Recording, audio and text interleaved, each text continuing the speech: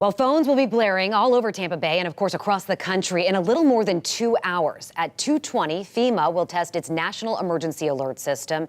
And here's what you need to know about this test. FEMA and the FCC will place that nationwide alert to all cell phones in the U.S.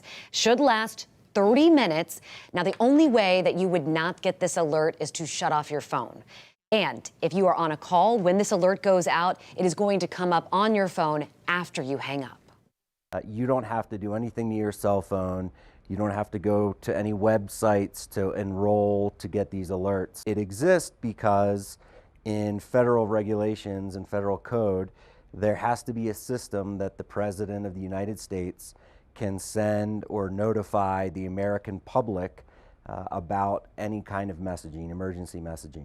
This type of emergency messaging started after Hurricane Katrina hit in 2005. This alert also is designed for those with disabilities. So with the tone, there will also be vibrations. There is no way, again, to avoid these emergency alerts, although you can opt out of local alerts.